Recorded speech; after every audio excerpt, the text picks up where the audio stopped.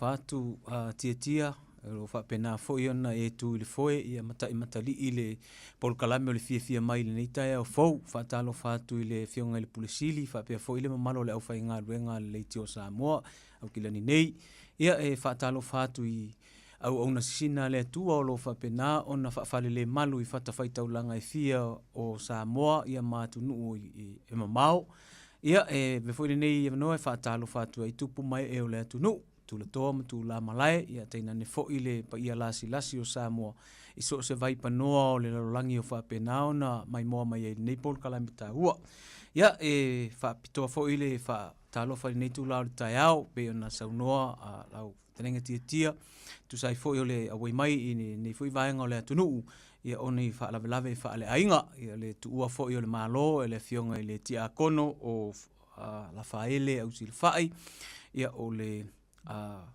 fionga li tia kono ia fa pena ona vala au ile tua ia le ua awai mai ai a fo ia ona sauninga uma ia embeni no ai fa talo fatu fo ia anti fa fo ma risati fa pena fo anti makulata malanga mai i Amerika Samoa pena fo anti kalala malanga mai i Australia ia le ftrainga ia ausilfa i kalolo ia male ainga sa silfa i male ainga sa ta iao fa pito manu ia tasi se fa talo fa nei ta iao pena foi ona mafuto mai ia le tama ia le malefanga tioata ia male fionga ia le levanga ulfale male fa nau ia fa pena foi ona fa talo fa tu le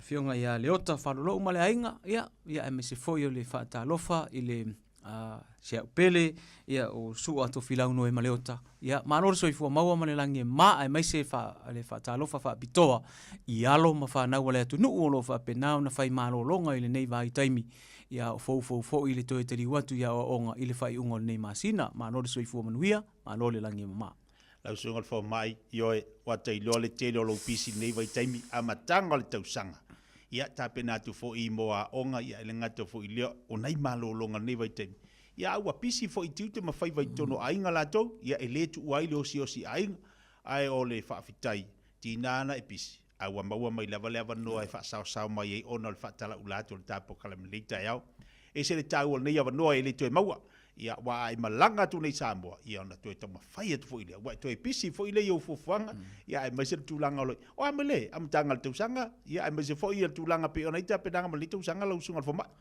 ia faftai tia mo le fesili ia o tapen penanga lava o le ilmatou lava ia pito la au fa ia onga e vea fo ile never know e fa talo fa tuai le fionga te mai tai pursili o le tato universite fionga ia professor tu fuisa apati la mosa fa pena fo le pursili le fionga ia pesta Dr. Desmond Lee Hang male malo le au fa inga luenga le universite ia o anga lava ia o le ninga luenga fa ia onga ia o le teiminei ia o le wa mata fa atulanga mata pena ia le fufuanga mata penanga mo tausanga atoa o le ala e a fo inei ua amata fa atulanga fo i mo fufua ia le ta pena ino le stala alfana ua onga i le fa unga nei masina ia ona amata i fo ile o vaenga fa le onga ia mai le masina o February se ia pa ia te se mo nei tausanga ia o fufuanga na o le e ta pena ti mo nei time malo va tai o le avanoa le se mai se fa so ala usunga fa ia onga langa tasi le mata upu o le alo ave nei fana wa onga tono nei atunu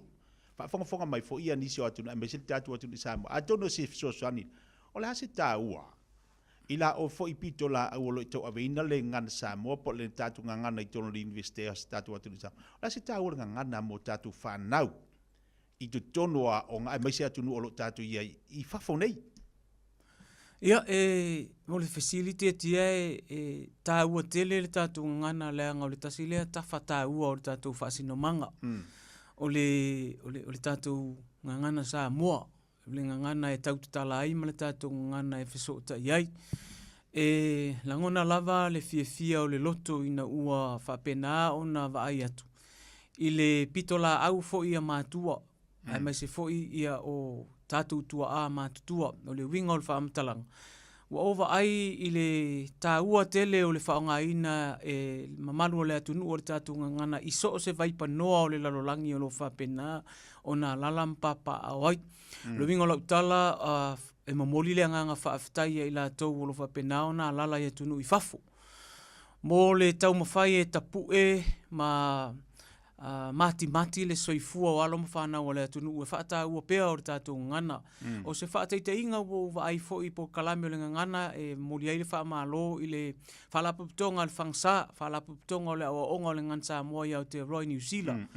Ia lātou por kalame fo i mo le tapu e ina. Le ua iei ia por kalame o whapenao na whaata ua i tātou ngana i New Zealand nei. O lo iei fo i le por kalame leo le Polyfest whapenao na whaali ai a tātou tū ma tātou wanganuu. Mai se fo i ia o le whaata ua ina o le tātou ngana. E iei le vai aso le ngana lea e masani o na wha lau i loa e le tātou atunu o lo alala i te tonu o New Zealand nei. Atu fo i Australia la tu Fiafia fo i le anganga i le vai atu i le tele fo i o le sao o matua ia mai se le community o lo whapenau na la tu ngā lulu e tapu e mati ai. Ia le tātou ngana, e le ngata la o le tātou ngana, a o le whaati nonga fo'i o isi vai ngata ua o le anganu o lo whapena o na li o sai ai ma whamatalaina le tātou ngana, o le whaata ingo lau tala o lo whapena o na whaata ua e nisi o le atunu i atunu i whafu. Ta longa leo le kirikiti, ia o lo whaia la tau ta aminusanga kirikiti wha Samoa, o lo whapena o na ta ui ai le tele o le oa o le tātou ngana, pe atu e tapu e ma wha ola. Ia nā vaenga tā ua o le anganu. Ai le ngata fo i lea. Ua tawa ai fo i le whaatinonga o whaalawelawe i tonu le atunu. O le whaatinonga o maliu, whaai poiponga. O le lua awhes fururua lea na teu wetu la whono whamasinonga o whanua masuafa. Lea na ave ese e pule le whamasinonga le whaatino ina o sau whai atunu i whafu. Au te iloa mai le nā i tu atu le nā vai temi. Sa iei ale mele o le sau loa o le sao ina i New Zealand po Australia po Amerika o na whai ei leo matai. Whao ngā ai le malusi anga o le matai sao e whai ei matai o na au ainga peitai. O le nā vaenga o le anganu lea na tau fia le teu tu la whono le whamasinonga le lua awhes lua. Ai o vaenga tāua i e pe no o whai atu, tala no atu. O le tāua o le nā o lo o whapenao na whaamatala ina i le tāua o le tātou ngana. E le mawhai o nā lutasi le tātou nganu e au noa ma le avatu o le tātou ngana e whaamatala. Ia mala e au ai le tātou anganu, whapenao na tātou sapi ai. Vai atu fo i le tele fo i o e Kalesia i Amerika fo i la tau ia. E maise Hawaii, ma le tele o atu nuu o le lorangi o lo iai o tātou tangata. O lo whapenao na Fiafia e tau te tala, ia ma whaasoa, ia ma o fo i whanau le tātou tū maleanga. E ur tūlanga lea e langona i lava le Fiafia, moli fo i le whaafitai le mano le atunu. Ia o lo whapenao na nau e whaataua. Ia e maise fo i o le tapu e ina o soifua o alo ma whanau le atunu. Ina ia malama ia tātou tūmanga, ia whapea fo i le tātou ngangana Samoa. Lau sungal fo mai. O le vai teimini.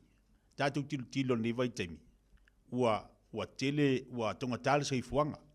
Ua tau au aila ia lea. Na whapeni si o le tūlanga o le whakewisiano. Pei o le tātou wanga nuu. Ua tinga ina i tātou. O la sau, sea besa sau noanga le tūlanga le tā ua o le anga nuu. Le sota inga markewisiano. Ia pei o la aso na angai mai a ia le o whaatasi ala anga nuu markewisiano. A o le vai teimi. Ua Yesu ina o la ngono tangata whapea. Ua tinga ina le whakewisiano o no le anga nuu. Ia, ona o tātou o le atu nuu e sa ili mālo, o le atu nuu e sa ili mamalu, o le atu nuu e ile tala fo ile le e tali mālo le lei. O le wingo la u whamatalanga pe e amata mai sau whamatalanga i sau whainga i e tolu. Sau whainga mua, sau whainga le anga nuu e pe ona iai mamamanu ai le whaasa mua ma le tātou soifuanga. Ua manino fo i le whaafonga mai a le atu nuu i le tāua o le tātou wanga nuu tū maanga e peo whaapenao na tātou ola masoifua ai. O le fo i tātou te ngai atu i atu nuu i mau. Ma tātou tau mawhai e whaatāua pea ma whaaola lea sau whainga tāua tātou. O le ngangana ma le anga nuu. O na olo lea i le tasivalu tolu o wataria aloa ia le lotu i Samoa. O na ofi mai lea o le isi sau whainga lea. I te tonu o le atu nuu. Le saufa inga lea ua va alua i nei le tātou anga nuu. Ua o whaatasi ma le whaakewisiano. Saufa inga mautu i e lua. E pei fo i o na whaavae ai le whaavae o Samoa. Whaavae i le atua Samoa. O na ofi mai loa lea o le saufa inga lo na toru lea wata ua nei o le saufa inga whaapurikiki ma le tūla fono. Pei o saufa inga malo losi e toru lo whapenao na taimua ai so i fuanga o tātou Samoa. Pei o na tātou wola i le teimile nei. O na tātou toi fo ilo leo le fesili. O le ale whawhia ngai ai o le anga nuu ma le whaakerisiano. Sa mamalu lava le anga nuu ona o le whaakerisiano. Mamalu fo i le whaakerisiano ona o le tatou anga nuu. Peitai, o suinga o le taifa anae. Ua mawhai ai ona lo fia ai lo tatou soifuanga ile nei teimi. Ona o lea ua sui fo ile nei vai teimi ua ofi atu tatou Samoa e awai i sao whainga a isi atu nu o le lalolangi. Ma a mata ona tatou pue maua. A mata fo i ona tatou muli tai. I ia fo i tu ai ngā fatua inga o soifuanga o ia atu nu. Ua whapena ona tatou wofi atu ai. E le ngata lai le nā. Ai o le tūlanga lea o le talima lo le lei o le Samoa i le la vama le whaakerisiano. E mafu ai le tele o swinga. Ruinga lau tala. Sa tātou wola mai fo i ma tātou va ai i mei o le whaatino ina o i nati o whaife au.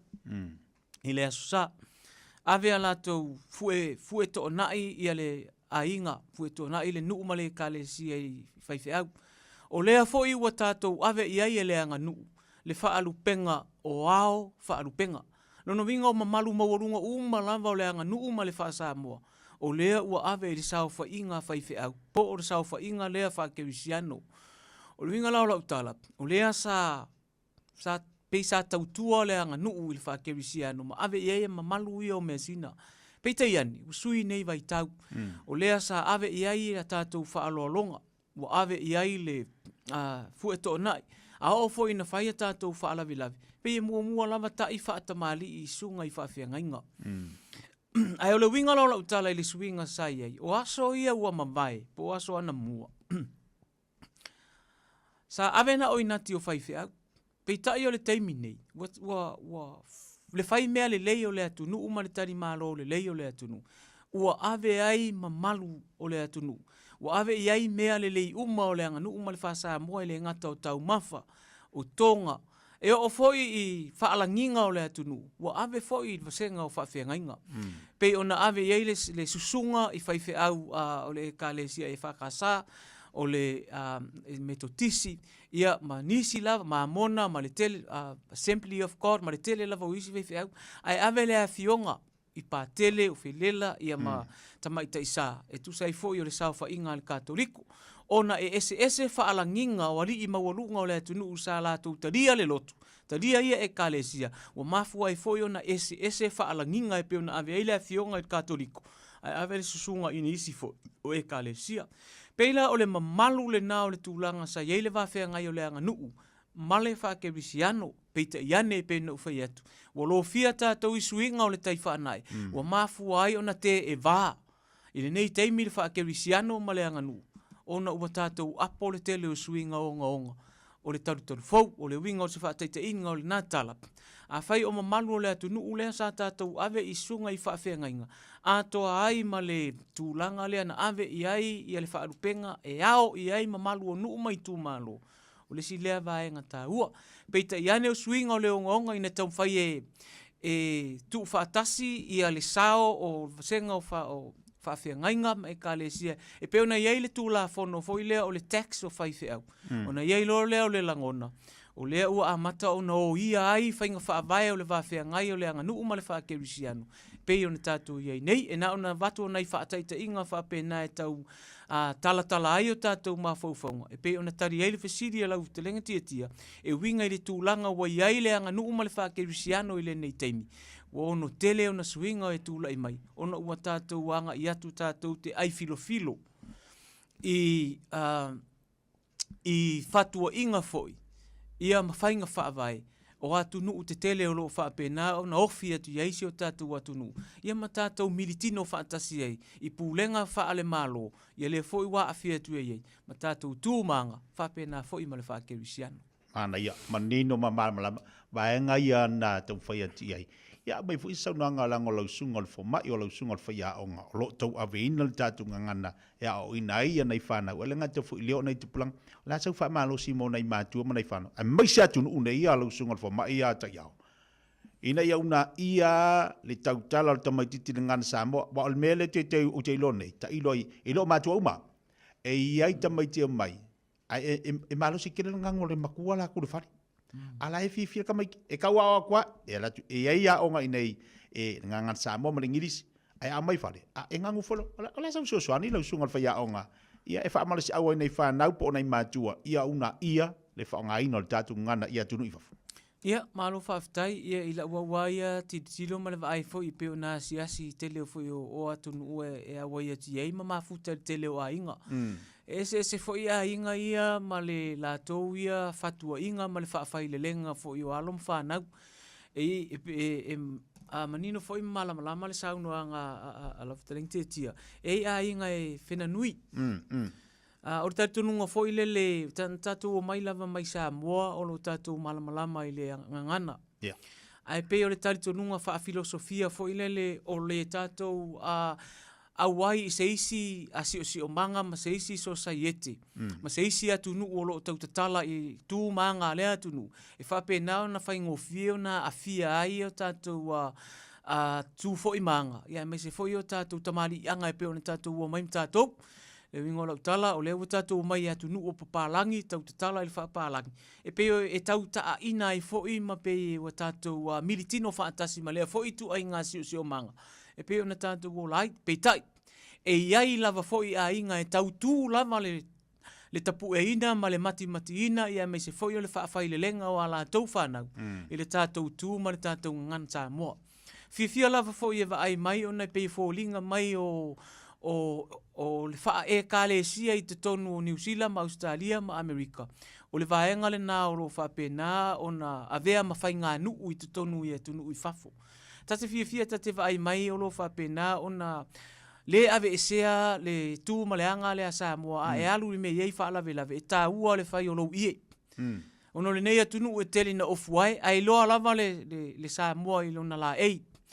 E pe o tūlanga le na o le si vaenga tā ua. E iei fo i a inga ua ova ai ei tono New Zealand ma Australia. E ulu fale lo le whai toa o le fale. E sāne i toi nanu seisi. Ia. Tasi le nai peo no whai atu ese lava mātua ma le whatua inga ma le whaafai le lenga o ala tau whanau. E ilonga fo i whanau e a o ma whaafai lele i a tātou tū manga ma le tātou ngangana. Pēna whanau i Samoa sa wai pēna whanau i New Zealand. Ma ola i le soifuanga o whaapapalangi. Ai le ma whai lava o na avesea. E tau te tala lava i a tātou ngangana. Ma ola i a tātou tū manga nu. Pe o le tūlanga nei la uva ai i le au te telefo i lea. I le ese o whanau, ma le au ina ma le whaafai le lenga na whaafai le leai. Mantua foi o le whinau mai i a suenga foi ma le tustusi ngā tupua le sa avea mao malu malo tuto tasi o Samoa. I lana pepa lea sa pe sa i ei mātua. Alu atu i le mea foi le e iai i au na ainga. O na mana o leo mātua e tutuli i whanau i fafo. E o i tua. O le finangalo o le toia ina. Ele moni masa o le fatua inga. O lono winga, o le tutuli o whanau i tua, o le ateu malu ma teu loto ai whanau i mawhau o le whanau. Po whea lava e wa ai ei le toia ina lea. Ua whewhe fo i le wa ai ei. Lono winga o le teimi e wa ai ei. O le teimi fo ina e alua i tua. Ai le o se toia ina ese o le tamao le ainga lea ua luatu. Pe o tūlanga nai tā ua ili whaafai le lenga i tonu ainga.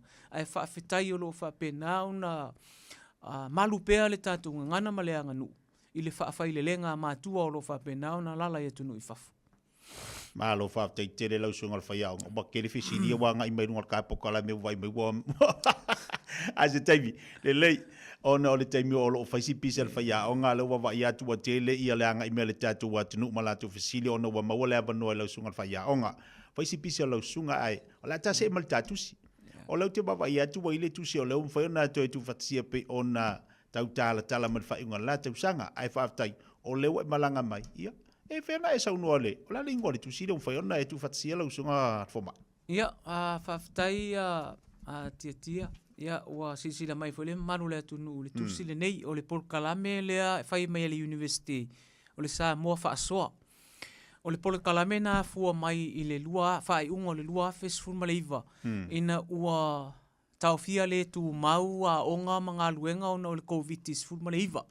Lea sa mata ona taufia mai le amatanga lava o le lua oru o. O ina peisa mai eise fina ngalo le pulenga le university. O le hafa o ngā ai ia upenga ta whailangi. ia po au nanga whaate konolosi whaanei ona po e whai ia o ngā whanau whaonga ina ai le Zoom ia o le Messenger whapena fo le tele o au nanga whaate konolosi penga fo le Google o le au nanga so se au nanga lava whaate konolosi whapena ona whaonga ina e whai ia o ngā whanau. O le te mitonu lava le nana amatai o na tatala le tio ma le TV le University o Samoa. O lea la sa o whaonga ina i loa ia le TV le. Ma le tio le University. E amatai loa le porkalame le o Samoa whaasoa. O le winga o le porkalame o Samoa whaasoa. E whaasoa atu le University le anga nuu ma le Samoa ma le ngangana. Ai whapena foi o na whaasoa mai le mamalu o le atunu. A wai le mawhai o na ato atoa sa mātou au nanga. Pe a le fi whaasoa i le atunu. Pe o le ngangana na lai o na whaingoa le nei porkalame le Samoa whaasoa. Muri ele nganga whaafitai le sunga ia Mulipola John la whaele. Ia whapena foi talainga ia whisasa ia i Filisi tui masevi. Ia male fionga fo ia sanga polutele junior ula. E pe o mātou to atol to wha ia sa a matana whiritanga nga ina le amatanga o le nei porkalame. Pe ta iane.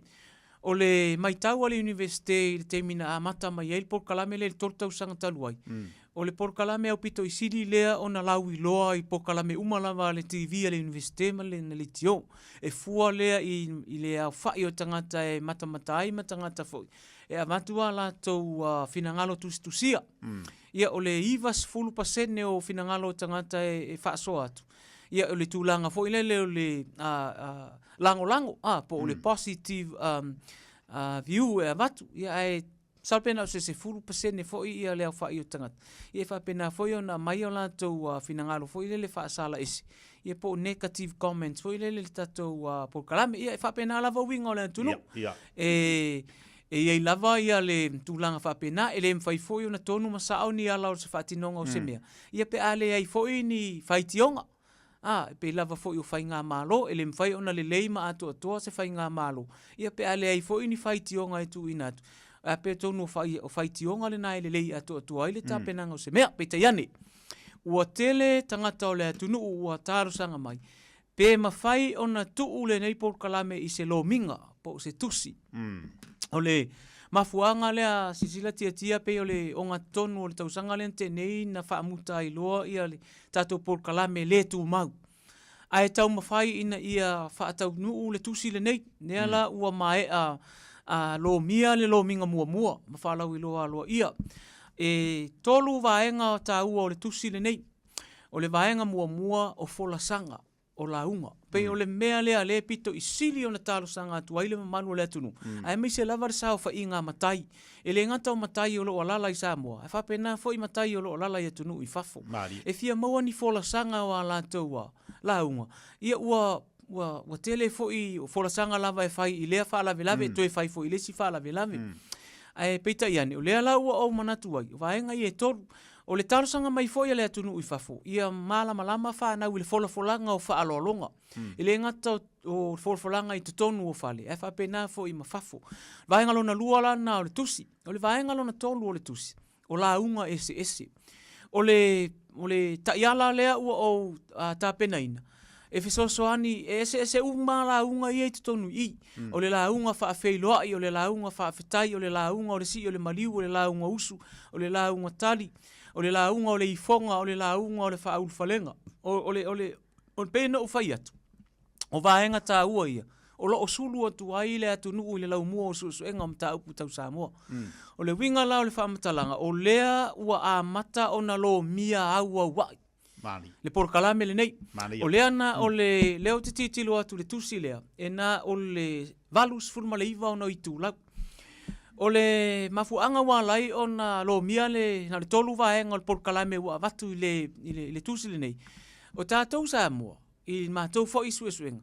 E tau le fia tele fo i le mele o le whaitau tusi. E ma fia lo fo i se tusi e whaitau. Ia o tātou na o le whaitau atua te ia le ua. Se i vanga nā ua e fia lava e whaitau pea lava pea. Peita iane. O le mafuanga le na ua vatu ai na o vaenga e tolu. E a tono le tusi le nei. Masalo pe umana e whaitau ina i se aso e tasi, po e tasi. Ia o lea ua masalo fo i o le whai unga o le tausanga le nei. Ia La ala wilo ai fo ile vaenga lona lua o le tusi pe na ufai atu. O lea la fa solo lava le tatou lo minga o vaenga umo por kalame le nei. Ai le ngata ilea. O le tausanga lua afe ma le fitu. Na amatai ona o tapena ina suenga o le tausanga sfurma le lua ma tausanga sfurma le tolu o Samoa. Ile ngana Samoa. O lea wala talata nei ina aulia le lua sfur tausanga o taufaile anga luenga. O le ele o lava tatou tusi Samoa o lo whapena ona whaiei ma a o ngar whanau. O nisi foi o tusi. Ua whaali liu mai le ngana Peritania. Anga ile ngana Samoa. O isi foi tusi na tu sia le sfur ma le fitu senituri. Lea ia le tusi lea o le tu lipe uli. O sina pati le seila o loa Solomona. E peila o tusi na. O le whaali liu le tatou ngana. Aia o ai whanau le atunu. Ia o le upumoni na. E siri foi whanau. Po le ale ala au o le tu lipe. Wai le maua se tu lipe i Samoa. E peitai. E whawhetai foi le autu stala o le tatou atunu. O lo whaonga ina la tau tusi mano la tau sao. I to tonu o le curriculum o le ngan Samoa ma le tausanga iwa e tausanga suma le tolu. Maanga i atu le universite. Tasi la nala vaenga ta ua o le tusi le nei. O lo whape nao na o ngai alum whanau o le atunu o le universite. Ia, ai whamenda foi ona whaonga ina. I tatou vasenga foi wa o lea ua mata ona ofa tatou community course o le ngan Samoa. I upolu masavai. Sa malo lo le tausanga le tene. Ona ua whai lava si pisi o le matou au whainga luenga. O le matou, o le tau tapu e ina fo ima whainga unisi fo i usuinga, peta iani. O le alato e amatadia po kalame na community course. E o atu aina o matai lava. Ia e atu e a onga. I le whaunga o la unga ma le tūlanga whape. Na ono le mele tausanga atu aina malu le atunu. Se ua tele tu pe whai ei wha lave lave. Tele pusa apa, tele i e tonga e whai ei wha lave lave. A o le lape lea e nei il mai tau. O le lava o upu ma le a noa o le ngangana. E momoli e ia vaenga tā ua. Ia malea fatua inga o le soifuanga o le Samoa. Wa imana o ngale atunu le wa mai runga le tāpo kalame. Fia moni awa noa malau sunga. Ia ai se umafa o atu le whaia o ngape mo mai lana telefoni. O na yeli to te la to ia o mana mia mai ia lau sunga. O na le tātaimi. O fia tonu le whatau le tātou tusi lau sunga le fomai. Ia, na ta o tu pea o tātou numera lea e whaafiso ta ia nei. O le numera i nei o Kilani. O le olua o wha o fitu tasiono o torurima.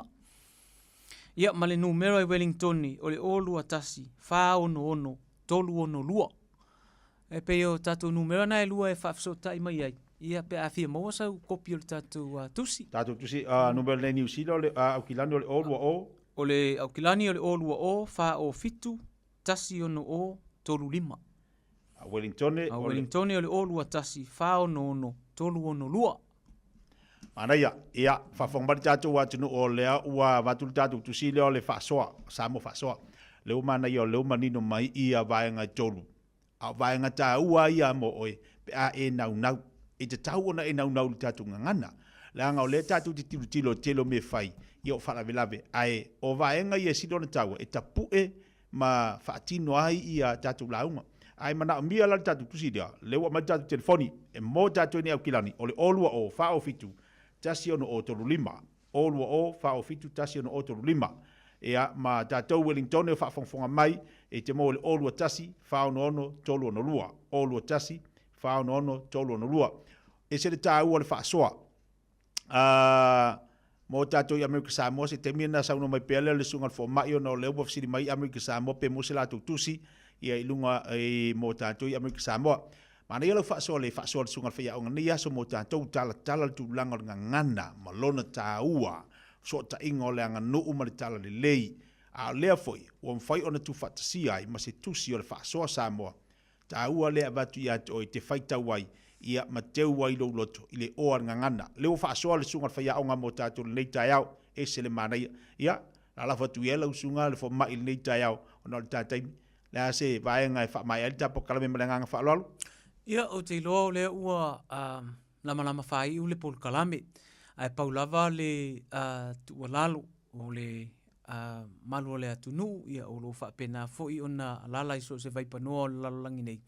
Ia e mamoli atu lea nganga wha fitai ma le wha malo i la mātou fo i pito la au ma le ai fo i mai tatou universitea o au Samoa pe ai no fai atu o le tāua i o lo ai e o fo i la mātou whaalawelawe lea e whai nei e se lo ta fia i lo ai atu fo i nisi fo i o le whanau o le mātou a inga na whana nau i atu nuu i whafu ia e o le nau e sula tonga whapena fo i na nau e taisua ia ma ave ia vaenga fo i o le lātou fo i pito la au le tūpao tamai tai ia o ai fo i le tūlanga fo i taulelea i lātou fo i whaiva o le tasi i atu o pusa pisupo ma vaenga fo i o le palpala malo i tūlanga whapena e tate manatu ai po whea lava o le vaipanoa o le lolangi o iai le Samoa o loo whata ua pēr tātou tū ma le anga ma le tātou ngangana a o le vaenga tāua ia e te talo tua ia inai vaenga o loo whapena o na mo umi ai ia le fisoso ani fo i mātua mo le whaasao ina o nisi fo i o vaenga e hao fo i o na silafia ai mai se lava fo i le tātou ngana ma le tū ma le anga o le nisi fo i o watava ai ia wo mai fo inisi o le whanau sa whai mai le uru lau le temi fo i lea i whai ei tau mafutanga e mo i lava o tau mafutanga me neo ainga ia wailonga lava na whaatu langa vai panoa o le sao whainga i tono le sao whainga Samoa lea e tau ai le se pitola aua mātua ia o le whaatonu fo lau fo i o le whanau i nā fo i na ia malama na i whanau le nā fo i vātua inga o le tūmaleanga nu ia masalo fo i o le nei vaenga ia mule tuele anga whaafitai i le mamalu o le tātou atunu i la autou foi pito la au o le tamawhai e tapu e mawhaolaola le tātou ngana i atunu i whafo ia whaafitai foi le lango mai foi le nei Paul Kalame le Universitea o Samoa i le Samoa whaasoa te le foi le atunu e whapenau na whaasoa atu le oa foi le lātou ngana ma le anga nuu i le tātou Paul Kalame whaafitai lo autou lango sua